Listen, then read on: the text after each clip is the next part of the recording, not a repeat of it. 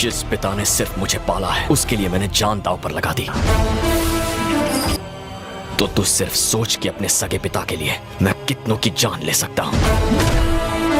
टॉलीवुड में वैसे तो प्रभास, अल्लू अर्जुन, जूनियर एनटीआर से लेकर महेश बाबू, जिन्हें टॉलीवुड यानी तेलुगु सिनेमा का वन एंड ओनली सुपरस्टार तक कहा गया, लेकिन जब इस स्टार की बारी आई तो उसने अपनी दूसरी ही फिल्म से महेश बाबू जैसे सुपरस्टार को धूल चटा दी। एक ऐसा स्टार जिसकी शादी से उसके खुद के फैंस नाराज हो गए। इवन उनकी बीवी जो कि कोई एक्टर भी नहीं है, फिर भी उनकी वेल्थ उनसे ज्यादा है। इतनी सारी हिट सुपरहिट ब्लॉकबस्टर फिल्में दे चुके इस स्टार को आज भी भूला वाली समस्या है, मतलब ये लोगों का नाम भूल जाते हैं। The funny thing is, he will forget the names. Yeah. One sec. What's his name? What's his name?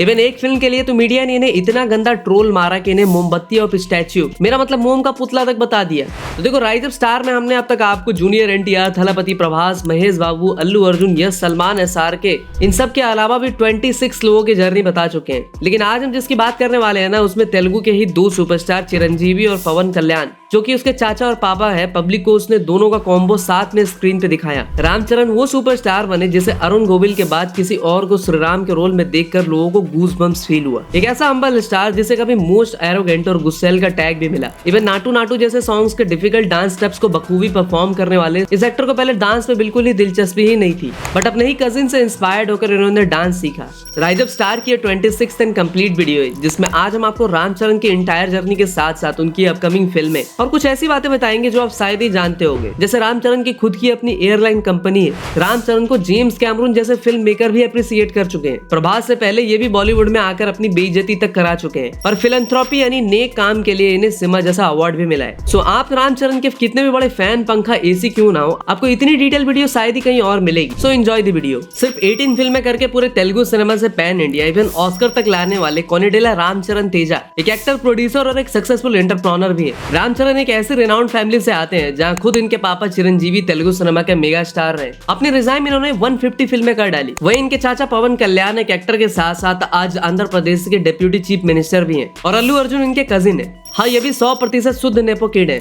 लेकिन अनलाइक महेश बाबू, जूनियर एनटीआर, थलापति, उन्होंने एज अ चाइल्ड आर्टिस्ट एक भी फिल्में नहीं की, क्योंकि उनके पापा चिरंजीवी नहीं चाहते थे कि ये एक्टर बने। लेकिन ऐसी फिल्मी फैमिली में रहने के बाद कोई एरोनॉटिक्स इंजीनियर कैसे बन सकता है? तो फिल्मी वर्ल्ड में एंट्री लेने से पहले इन्होंने किशोर नामित स्कूल फ्रॉम मुंबई से एक्टिंग की ट्रेनिंग ली, जहाँ से ऋतिक, करीना और प्रियंका जैसे लोग भी निकले हैं। उसके बाद जाकर राम फिल्मों में आए और 22 ईयर्स की एज में 2007 में इन्होंने चिरुता से डेब्यू किया, जिसे पुरी जगन्नाथ जैसे डायरेक्टर ने डायरेक्ट किया और गॉर्जस नेहा शर्मा भी इस फिल्म में उनके साथ दिखाई। फिल्म का प्रमोशन खुद चिरंजीवी और पवन कल्याण ने किया, इसलिए ये film highest grossing Telugu film for debut actor भी बनी। अपनी पहली ही फिल्म से इन्हें बेस्ट मेल डेब्यू का फिल्म फेयर अवार्ड भी मिला। फिर मीडिया से लेकर जनता ने भी यही कहा कि स्टार किड है, ज्यादा देर नहीं चलेगा। तभी इनकी लाइफ में एसएस राजामौली की एंट्री हुई। 2009 में उन्होंने रामचरण के साथ एक एक्सपेरिमेंटल फिल्म बना दी मगधीरा, जिसकी स्टोरी खुद राजामौली के बाबूजी यानी वी विजेंद्र प्रसाद ने लिखी। 35 करोड़ के बजट में बनी इस फिल्म ने 100 करोड़ का ग्रैंड कलेक्शन किया और महेश बाबू की पोखरी के 3 साल का रिकॉर्ड भी चकनाचूर कर दिया। इवन मगधीरा ही वो साउथ इंडियन फिल्म रही जो 1000 डेज तक थिएटर्स में टिकी रही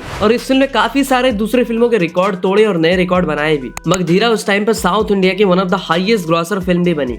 इस फिल्म को 6 film fair national award for best choreography के अलावा 57th नेशनल फिल्म अवार्ड और नंदी सिनेमा जैसे काफी सारे दूसरे अवार्ड भी मिले। पहली मर्तबा हमने ऐसा दिलेर देखा है, पूरे हिंदुस्तान को अपनी ताकत से खौफजदा कर देने वाला ये बादशाह आज से तेरी बहादुरी का गुलाम बनता है। हम किस्मत वाले हैं जो हमें तेरे जैसा जाबाज मिला। हाथ मिला मेरी जान। हॉर्स राइडिंग के लिए शुरू से ही पैशनेट राम को मगधीरा का ऑफर इसलिए भी पसंद आया क्योंकि इस फिल्म में उन्हें खूब घोड़े दौड़ाने को मिला। इस फिल्म के लिए उन्होंने अपनी मस्कुलर बॉडी तो बनाई ही, स्वॉर्ड्स फाइटिंग भी सीखी। और आपको शायद ही पता होगा कि इस फिल्म में रामचरण ने जिस घोड़े का यूज किया था ना, वो उनका खुद का घोड़ा था और उस घोड़े का नाम है बादल। And he is so passionate about horses कि उनका खुद का एक हॉर्स स्टेबल, मेरा मतलब घोड़े का अस्तबल है, जहाँ उनके पास 25 घोड़े हैं। वैसे राजामौली को तो उनकी फिल्मों के लिए काफी अप्रिसिएशन मिलती है, लेकिन हम अक्सर भूल जाते हैं कि बजरंगी भाईजान से लेकर RRR, बाहुबली, मगधीरा, इन सारी फिल्मों के राइटर कोई और नहीं बल्कि वी विजेंद्र प्रसाद यानी राजा मौली के बाबूजी ही थे। लेकिन मगधीरा ही वो फिल्म थी जिसमें राजा मौली और अल्लू अरविंद के बीच कॉन्फ्लिक्ट हो गया था। इवन राजा मौली मगधीरा की सक्सेस पार्टी में भी नहीं गए थे। दरअसल राजा मौली का कहना था कि मगधीरा के नंबर्स को बढ़ा चढ़ा के दिखाया गया है, चीजों को काफी एग्जैगरेट किया गया है, विच ही डिडंट लाइक, इसलिए उन्होंने फिर कभी भी अल्लू अर्जुन के पापा अल्लू अरविंद के साथ कोलैबोरेट नहीं किया। रामचरण ने अपने एक इंटरव्यू में बताया था कि एक बार अपनी माँ से बदतमीजी से बात करने की वजह से इनकी बेल्ट से पिटाई तक हुई थी। इवन आज भी रामचरण अपने पापा से डरते हैं, मेरा मतलब उनकी रिस्पेक्ट करते हैं। 2010 में राम की फिल्म आती है ऑरेंज, जिनमें उनके साथ जेनेलिया भी होती है। ये फिल्म बॉक्स ऑफिस पर तो कुछ खास नहीं कर पाती और 22 करोड़ कमा के बिलो एवरेज फिल्म साबित होती है। लेकिन स्वदेश की तरह बाद में ये फिल्म भी एक कल्ट क्लासिक फिल्म बन जाती है। जब एक बार रामचरण से मीडिया ने नेपोटिज्म पर घुमा के सवाल पूछे तो उन्होंने एक मैच्योर इंसान की तरह गजब का रिप्लाई दिया। So I know the art. I wouldn't have been sustained for 14 years if I was not doing something good for myself and not just my dad. So everybody has to. Maybe there'll be a stepping stone for a good platform to step onto. But after that, you have to continue this journey. If not, if I was a normal person, I will not spend 100 rupees or 500 rupees on somebody who I think is somebody's son. अब ये बात बिल्कुल सही है कि नपो kids की marketing और promotion free में हो जाया करती है, लेकिन इनकी आगे की जर्नी इन्हें खुद ही तय करने पड़ती है। लोगों की एक्सपेक्टेशन भी इनसे काफी ज्यादा होती है। अदरवाइज तुषार कपूर से लेकर अर्जुन कपूर, इवन महानायक के बेटे अभिषेक बच्चन भी आज इंडियन सिनेमा के सुपरस्टार कहलाते हैं। लगभग 2 साल के बाद यानी 2012 में राम की एक फिल्म आती है रचा, जिसमें उनके साथ मिलियंस ऑफ लॉन्डो की तमन्ना यानी तमन्ना भाटिया भी दिखाई देती है। इस फिल्म को श्रीलंका, बैंकॉक, चाइना में भी जाकर शूट किया जाता है, मतलब ये कॉन्टिनेंटल फिल्म होती है। मस्त जोक मारा रे। अगर ये फिल्म भी सुपर हिट साबित होती है और इस फिल्म में रामचरण का कैरेक्टर बेटिंग राजा लोगों में काफी पॉपुलर होता है। इवन हिंदी डब का नाम भी बेटिंग राजा ही रख दिया जाता है। इस तरह क्या देख रही हो? तुम जानती हो ना कि तुम्हारे वो 3 टेस्ट पास करने के लिए मैंने कितने रिस्क उठाए हैं। क्या मैं कोई मजाक कर रहा हूँ जो तुम हंस रही हो? वहाँ मेरे बाबा मौत से लड़ रहे हैं। ऑपरेशन कामयाब रहा, तुम्हारे बाबा सेफ हैं।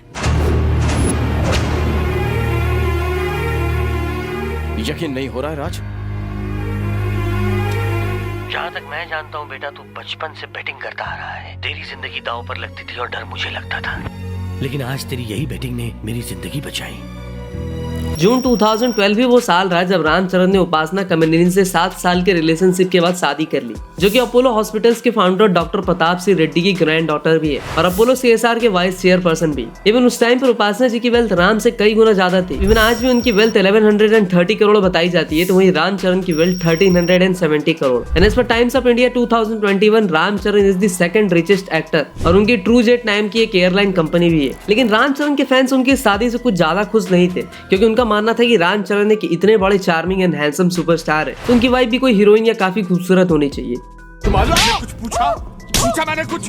2013 में राम की एक और फिल्म आती है नायक, जिसे हिंदी में डब किया जाता है डबल अटैक। वी विनायक के इस फिल्म में उनके साथ काजल अग्रवाल और कॉमेडी के बादशाह ब्रह्मानंदन जी भी दिखाई देते हैं। इस फिल्म को भी ऑडियंस का खूब प्यार मिलता है और 65 करोड़ कमा के ये फिल्म भी सुपर हिट साबित रहती है। इस फिल्म के लिए रामचरण को नेशनल फिल्म अवार्ड भी मिलता है। जहाँ आज यूथ पिज्जा, बर्गर, मोमोज और कुछ भी कूड़ा ठूसने में लगे रहते हैं, वही 1317 करोड़ के नेटवर्थ वाले रामचरण अपनी डाइट और वर्कआउट रूटीन के लिए काफी स्ट्रिक्ट इंसान है। इवन इनकी डाइट प्लान उनकी बीवी उपासना नहीं बनाई थी। सेट्स पर भी वो घर का खाना ही लेकर जाते हैं। लाइक अक्षय कुमार और मनोज बाजपेयी, ये भी 6 बजे के बाद कुछ नहीं खाते और दारू, गांजा, सिगरेट इन सब से हमेशा दूर रहते हैं। और रामचरण की एक और बहुत ही बड़ी खासियत है कि वो डायरेक्टर बाबू की बात एक स्टूडेंट की तरह सुनते हैं। That is the most challenging for me. मेरा डायरेक्टर satisfied है एक शॉट बनने के बाद, यस राम अच्छा किया, and then he moves on to the next one. I want to see that reaction. वो रिएक्शन के लिए हम तपन बढ़ते हैं। लेकिन बात वही है कि जब साउथ स्टार्स को अपने घोड़े लगवाने होते हैं तो वो बॉलीवुड की तरफ भागते हैं। ठीक यही गलती रामचरण भी 2013 में करते हैं बॉलीवुड फिल्म जंजीर से डेब्यू करके। इस फिल्म में उनके साथ प्रियंका, संजू बाबा भी दिखाई देते हैं। ये फिल्म महानायक की 1973 में आई फिल्म जंजीर की रीमेक होती है। एसआरके की डॉन को देखकर मेकर्स ने जंजीर छापने की कोशिश तो की, लेकिन ये फिल्म ऐसी पिटी कि रामचरण ने बॉलीवुड से तौबा तौबा कर लिया। बुरी बात यह रही कि इसकी तेलुगु वर्जन को भी पब्लिक ने नकार दिया। The new Zanjeer isn't just a bad film, it's a shameless exercise in laziness. I'm afraid there's nothing polite that can be said about this film. Telugu star Ram Charan comes off as stiff as a wax statue in his Bollywood debut. With barely any emotion, forget brooding anger. His biceps pop out of his uniform, but he barely flexes his facial muscle. I'm going with 0 out of 5. Ramcharan भी Rajinikanth sir और महेश बाबू की तरह एक बहुत बड़े philanthropist type के इंसान है। ये कभी ब्लड डोनेशन तो कभी ऑक्सीजन बैंक, आई डोनेशन जैसे काफी सारे नेक काम ऑर्गेनाइज करते रहते हैं। और अपने बाबूजी के नाम पर इन्होंने चिरंजीवी चैरिटेबल ट्रस्ट भी ओपन किया है और लॉकडाउन में 75,000 वर्कर्स की मदद भी की। फ्री फ्री ऑक्सीजन भी प्रोवाइड किया और इस पूरे काम की एक दिलचस्प सी स्टोरी भी बताई। And the initiative he took is every person who donates a unit of blood will get a picture with me for free. 2014 में रामचरण की फिल्म आती है ये वाडू, जिसे हिंदी में भी सेम नाम से डब किया जाता है, जिसमें पहली बार उनके कजिन अल्लू अर्जुन उनके साथ स्क्रीन शेयर करते हैं। फिल्म में 3 अप्सराएं श्रुति, एमी और काजल अग्रवाल भी होती हैं। राजा जी अपनी शक्तियों का पूरा इस्तेमाल कर रहे हो। बॉलीवुड से बेइज्जती करा चुके राम फिर से तेलुगु सिनेमा में अपना डंका बजवा देते हैं और ये फिल्म 60 करोड़ का नेट कलेक्शन करके सुपर हिट साबित हो जाती है। मन तो करता है तुझे अभी मार दूं, लेकिन तुझे जिंदा रहना होगा। लोगों में तेरा खौफ खत्म होना जरूरी है, उसे मैं खत्म करूंगा अभी इसी पल से। वो इलाका मेरा है। जहाँ अल्लू अर्जुन शुरू से ही बिना कहीं से सीखे ठांसू डांस करते हैं, तो नाटू नाटू जैसे एनर्जेटिक और सुपर डांस करने वाले रामचरण का हाल डांस में धर्मेंद्र जी जैसा था। लेकिन उनके पापा के कहने पर उन्होंने डांस सीखा और ऐसा सीखा कि भाई पूरी इंडस्ट्री को नचा दिया। फिर रामचरण के काम से रजनीकांत जैसे सुपरस्टार भी इतने प्रभावित हुए कि उन्होंने गजब की बात कही। చిరుతపులి కాదు పెద్ద పులి ఆయన వచ్చి ఇంత బాగా ఇంట్రొడ్యూస్ చేస్తుండేది చాలా చాలా సంతోషంగా ఉంది. అండ్ రామ్ చరణ్ వచ్చి ఒక 70 పిక్చర్లో ఒక హీరో యాక్ట్ చేసిన తర్వాత ఎలాగ యాక్ట్ చేస్తారో డాన్స్ కానీ ఫైట్ కానీ డైలాగ్ కానీ ఎమోషనల్ కానీ फर्स्ट पिक्चर 2014 में ही रामचरण की एक और फिल्म आई गोविंदू अंधरा विदले, जिसमें real and real life villain Prakash Raj के अलावा काजल अग्रवाल भी दिखाई दी। लेकिन ये फिल्म एवरेज साबित हुई, जिसे हिंदी तमिल में ये वाडू 2 नाम से छाप दिया गया। 2015 में रामचरण, रकुल प्रीत, अरुण विजय की film I Bruce Lee the fighter, जो कि बॉक्स ऑफिस पर गंदी पिटी। 60 करोड़ की ये फिल्म बजट भी रिकवर नहीं कर पाई। मतलब रामचरण की एक हिट के बाद एक फ्लॉप का सिलसिला चलता रहा। साइड लो यार। बस आप थोड़ा पीछे सर, थोड़ा छाव में। अरे जाने तो दो। बस बस बस अन्ना वहाँ पे। एक मिनट इधर बराबर आया नहीं है। 2022 में RRR के बाद रामचरण काले कपड़े पहनकर रंगे पांव अवार्ड लेने से लेकर कभी एयरपोर्ट पर भी दिखाई दिए। कुछ लोगों ने जहाँ इसे पब्लिसिटी स्टंट बताया, लेकिन ये दरअसल भगवान अयप्पा स्वामी की कठोर साधना है, जिसे अजय देवगन ने भी किया था, जिसमें आपको 41 डेज तक ना चप्पल पहननी होती है, ना नॉनवेज खाना होता है, सिर्फ काले कपड़े पहनने होते हैं, जमीन पर सोना होता है और ब्रह्मचर्य का पालन करना होता है। और आप जानकर शॉक्ड रह जाओगे कि रामचरण ऐसा हर साल करते हैं और यही उन्हें अनलाइक दूसरे सोकल्ड कूल सुपरस्टार से अलग बनाती है। ये अपने रिलीजन कल्चर को हमेशा खुले दिल से लोगों के सामने लेकर आते हैं और शायद यही रीजन है कि एक टाइम पर सबसे ज्यादा गुस्सैल और एरोगेंट स्टार एक काम एंड हम्बल इंसान में बदल गया। इसलिए जब रामचरण श्री राम के रोल में पब्लिक को दिखे, तो पहली बार पब्लिक को अरुण गोविल के बाद कोई ऐसा दिखा जिसे एज ए श्री राम देखकर गूज़बम्स फील हुआ हो।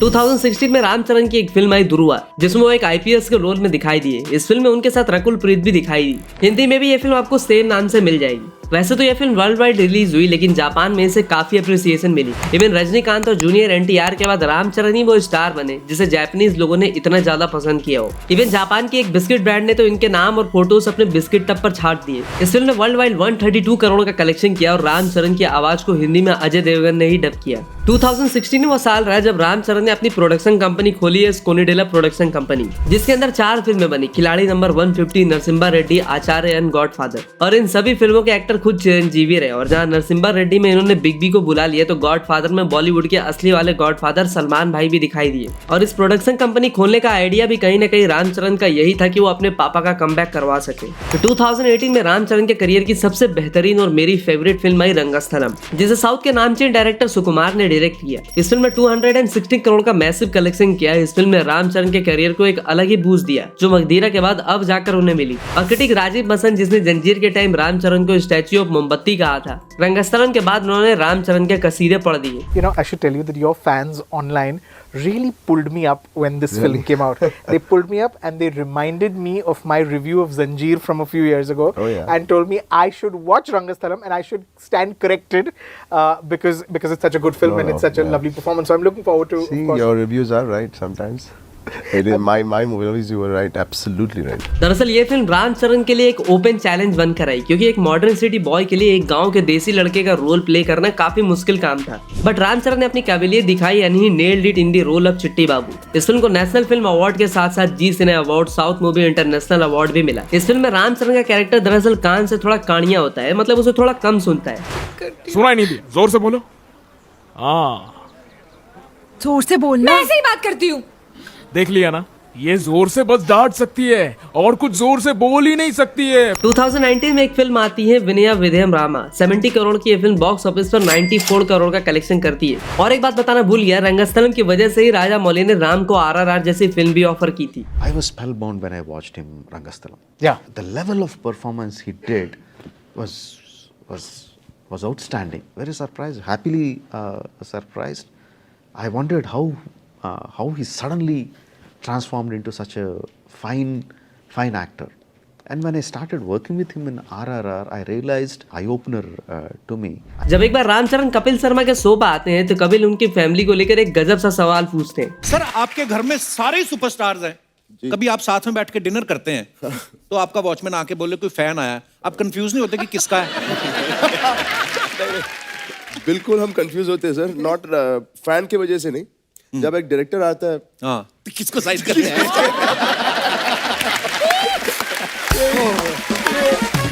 3 साल के ब्रेक और 13 ईयर के बाद राजा मौली रामचरण के साथ एक फिल्म लाते हैं RRR। ये फिल्म ना सिर्फ तेलुगु सिनेमा बल्कि पूरे इंडियन सिनेमा का मान पूरी दुनिया में बढ़ाती है। 550 करोड़ में बनी ये फिल्म 1387 करोड़ का कलेक्शन करती है और नाटू नाटू का ऑस्कर भी मिलता है। तो वही 91 नॉमिनेशंस में से इस फिल्म को 41 अवार्ड्स मिल जाते हैं। वैसे तो अजय देवगन का इस फिल्म में सिर्फ 8 मिनट का स्पेशल अपीयरेंस होता है, लेकिन इस छोटे से रोल के लिए उन्होंने 35 करोड़ की फीस चार्ज कर ली थी। जिसमें नाटू नाटू के लिए राम एंड जूनियर NTR ने 17 डेज का खतरनाक प्रैक्टिस किया था। उनकी टांगे लड़खड़ाने लगी थी। सिर्फ इसी गाने को पूरा करने में 19 मंथ्स का टाइम लगा था।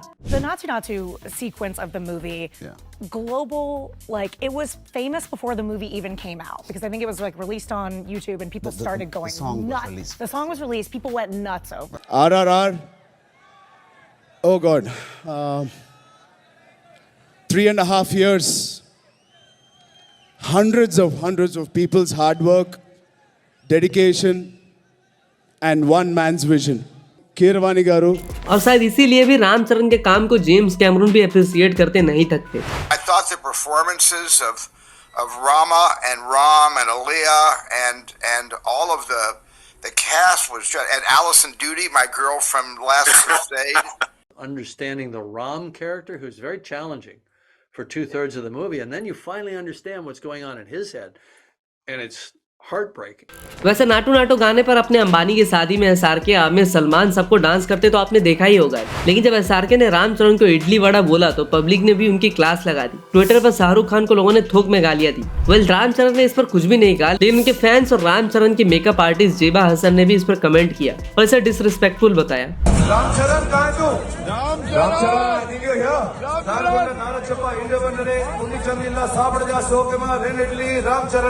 वहीं दूसरी तरफ सलमान खान से रामचरण और उनके पापा के बहुत ही अच्छे रिलेशनशिप है। राम हमारे साथ हैं, इनको मैं बचपन से जानता हूँ, छोटे भाई हैं। He's been really close to me. Ram has been really close to me. His father is very close to me, Chirugaru. अभी रिसेंटली आई गेम चेंजर को भले ही मिक्स्ड रिव्यूज मिले हो, लेकिन गेम चेंजर में रामचरण ने हकलानी की जो नेचुरल एक्टिंग की, मतलब ऐसा लगा कि ऋतिक रोशन की कोई पुरानी इंटरव्यू देख रहा हूँ। तो अब आपको बताते हैं कि रामचरण की और कौन कौन सी फिल्में आने वाली है। फर्स्ट RC-16, इस अनटाइटल फिल्म को बुच्ची बाबू डायरेक्ट करेंगे और इसके राइटर सुकुमार होंगे। फिल्म को लेकर कुछ ज्यादा अपडेट नहीं है, लेकिन ऐसा बताया जा रहा है कि इसमें आपको शिवा राजकुमार और अंबाती अर्जुन भी दिखाई देंगे। द इंडियन हाउस दरअसल एक पैन इंडिया फिल्म होगी जिसे 2023 के मई में ही रामचरण ने अनाउंस कर दिया था, लेकिन राम इसमें एज एन एक्टर नहीं बल्कि एज ए प्रोड्यूसर काम करेंगे। अभी तक फिल्म में अनुपम खेर और निखिल सिद्धार्थ का नाम आ रहा है। RC-17 दरअसल एक रोमांटिक इंटरटेनर फिल्म बताई जा रही है जिसके डायरेक्टर गौतम तिन्नोरी होंगे और ये फिल्म आपने को 2025 तक देखने को मिल जाएगी। RRR 2 RRR की मैसिव सक्सेस के बाद ही राजा मौली ने जापान में अनाउंस कर दिया था कि he will definitely gonna make it sequel, जिसमें वो फिर से रामचरण और जूनियर NTR को और भी एक्सट्रीम पावर पैक्ड अवतार में दिखाएंगे। बट अभी इसके रिगार्डिंग कोई अपडेट सामने नहीं आई है। भाई ये थी रामचरण की एंटायर जर्नी के साथ साथ उनकी आने वाली फिल्मों की लिस्ट। वैसे आपको ये वीडियो कैसी लगी हमें कमेंट में जरूर बताओ। और रामचरण से जुड़े 3 सवाल। फर्स्ट, रामचरण ने किस फेमस एक्टिंग स्कूल से ट्रेनिंग ली थी? सेकंड, रामचरण ने किस बॉलीवुड फिल्म से डेब्यू किया था? एंड थर्ड, रामचरण की किस फिल्म को सुकुमार ने डायरेक्ट किया था? तो अगर आपने वीडियो ध्यान से देखी और आप भी राम के फैन हो तो आंसर जरूर देना। तब तक के लिए हर हर महादेव।